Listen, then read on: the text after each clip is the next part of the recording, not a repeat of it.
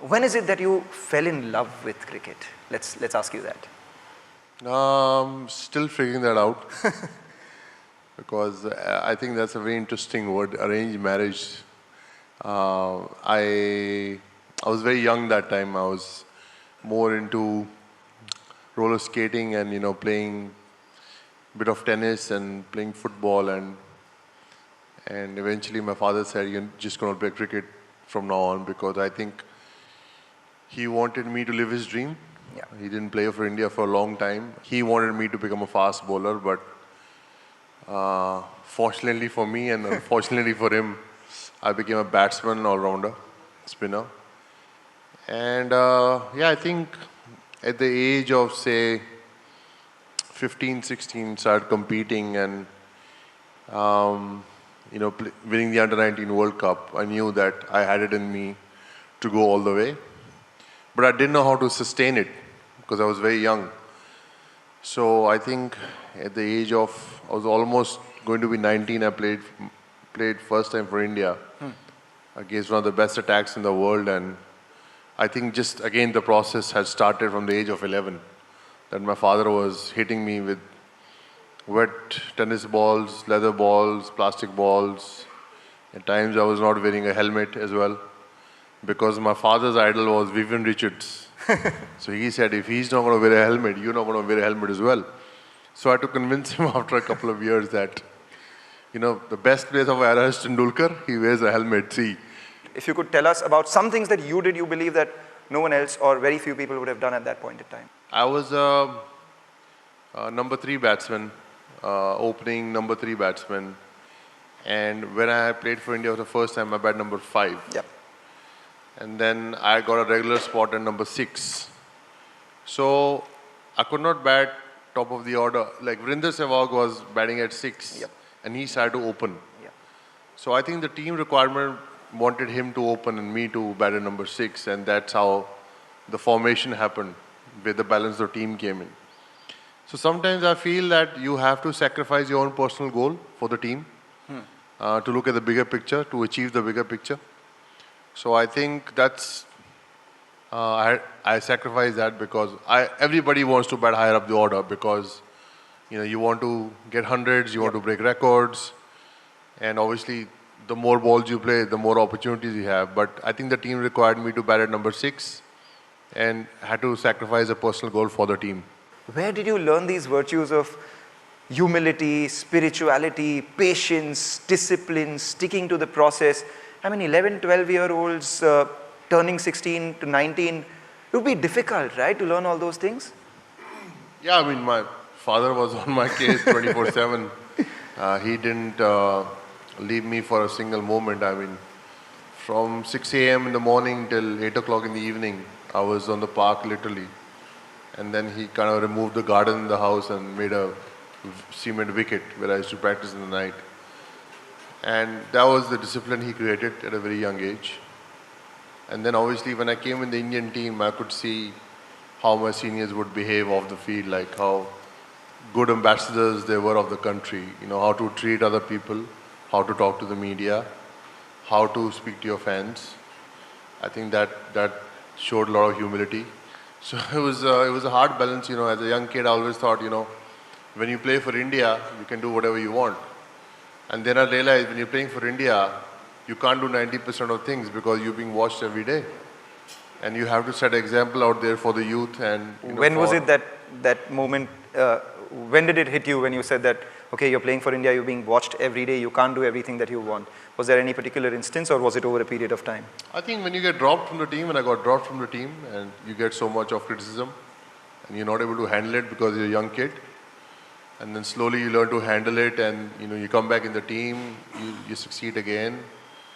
And then slowly you realize that this is all just a part of your journey. When you're representing India, you have a lot of responsibility and you have to be in a certain way and you have to balance your life along with it. So I think learned the hard way. And that's what made me who I am today, because I learned the hard way. You said that you learned a lot from the team environment at the time you joined, your seniors, etc. Tell me a couple of things that people have taught you, okay? I'll take some names. Mr. Anil Kumble, you call him the headmaster. He was a hard taskmaster on the field. Like, I remember when me and Mohammad Kaif were fielding, we knew if the ball goes from us, he's going to have a go at us. So our job, guys who are 20, 20 on the park, is to break your body, but the ball should not pass you. So, you could see the guy would give 100%. I mean, remember Anil Kumble was bowling with a broken jaw in West Indies. Yeah. So it's so inspiring to see a senior do that. If he can do that, then you need to learn to do that, right? So that was Anil Kumble for you, but a lovely guy off the field. We still joke around with him and he laughs at us. Virender Sehwag, you spoke about him opening the innings, wham bam. Was he off the field the same as he was on the field, no holds barred? Viru was a completely different guy. He would whistle off the field, he will whistle on the field while he's batting. He's someone who really it seemed like he didn't take much pressure on himself. Because if he's the kind of guy, if he had a look at the first ball, he would go after it. And he was very clear in his thinking that if I see the ball, I hit the ball. And a very relaxed guy off the field as well. What was Ganguly's process like? Because everyone calls him the aggressive captain who backed all the youngsters and all of that and stuff. I'm sure there was method to the madness. See, I think Saurav, obviously a very young captain and had a lot of huge responsibility because after some controversies, a couple of younger guys came in the team and he really backed us. Like, we were not consistent, we were in and out of the team, but he knew that we had the talent. So actually he really supported us. I will save this one for the last, and that is Mr. Sachin Ramesh Tendulkar. Because you said you lifted the bat because of him, you started admiring cricket because of him. So what were the few things that you learned from him? Me and my dad will always bet every game how much Sachin will score, and seen him play since a very young age, and my father would say if he can play at 16, you can play at 14. Like, my dad's got really high hopes from me. So learning, I think, very humble human, always there as a senior. It took a long time to get close to him, because by the time I came to the side, he was already a legend at a very young age. And I remember I sat in the dressing room for the first time and I opened my kit bag and I had a picture of Sachin and he was sitting next to me. Wow. And he looked at my coffin and he goes, "Nice picture. Who's that guy?" And he started laughing. So I think broke the ice. That's how I was able to speak to him. And obviously over the years, I have a relationship with him where I can go and speak to him about my life, about my struggles. Obviously my struggles of batting, I would always go and sort out with him.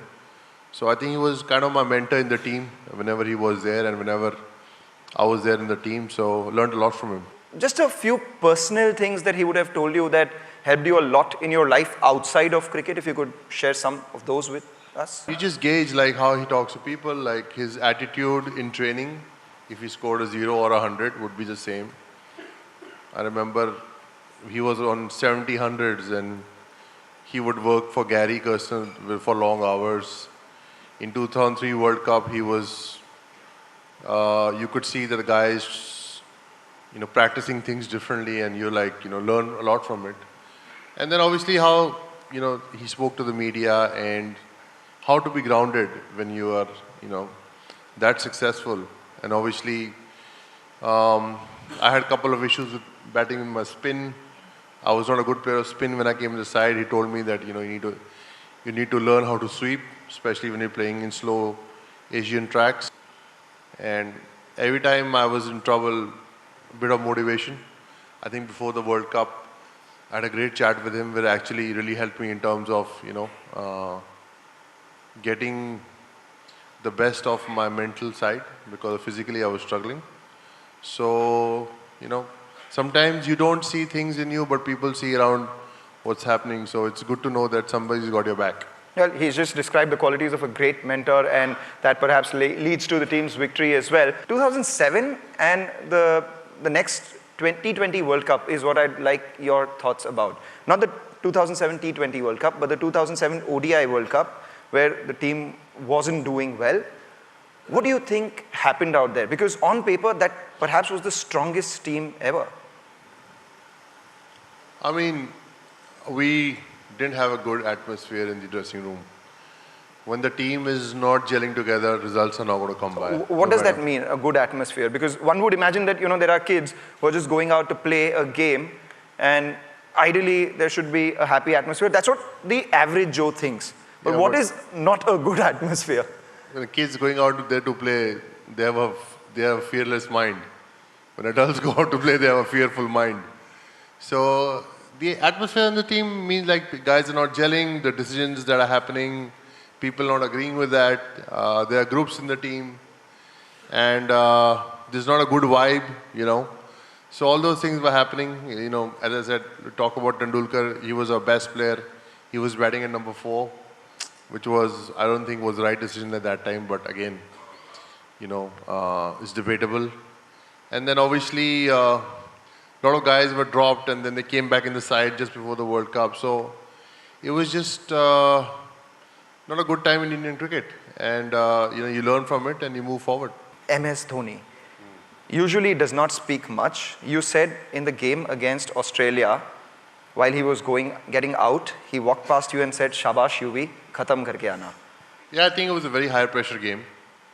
And normally, if you look at our stats, me and Mahi have had a lot of big partnerships. Incredible ones. Yeah, we don't need to look at stats. We'll just jog our memory down, and our childhood has been colored with some great partnerships. But also big games. Big games as well. Big games, and I remember, and the thing is that we lost to Australia 2003 World Cup final, and that's obviously playing in your mind, and then you're chasing 265, they got you 180 for 5, and Dhoni got out.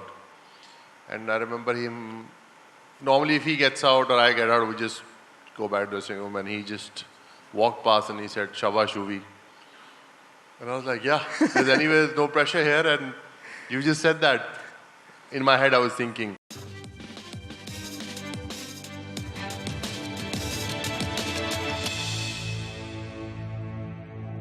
You know where I'm going from all these conversations that I'm having, right? Next week, we have the ODI World Cup starting. What do you think are our chances? Our chances are looking good now. I was not sure before the Asia Cup because a lot of guys were injured. Jasprit Bumrah, one of our main bowlers, coming back. But with the Asia Cup performances and now beating a top side like Australia, I think we're looking good. And I just feel the pressure is going to be different this time because there is no quarterfinal. You play everyone and you straight away go in a big game like semi-final. Yeah. And if you have a bad session in that game, you could lose the game. So the pressure is going to be very quick, very certain if India qualifies. So I just hope that the game time they will have in the 9, 11 games, 12 games, whatever they play, and on a big game, they're able to absorb that pressure. What would you say your mindset, preparation should be for these 9 to 11 games that you're going to play? Well, I would say that play the situation, not the expectation. Because in our country, the expectation is India has come to win. India is only going to win. India beats Pakistan, we won the World Cup. You have to realize that people expectations always, they want their country to win because they will expect that from you because you're one of the best teams in the world. But the point is that if you are good enough to play the situation and sail through, I'm sure you will end up playing the World Cup final. Let me put you on the spot then. Your top 4 semi-final teams would be? Obviously India, I think Australia. So there is England, New Zealand and South Africa. I would probably say New Zealand and South Africa.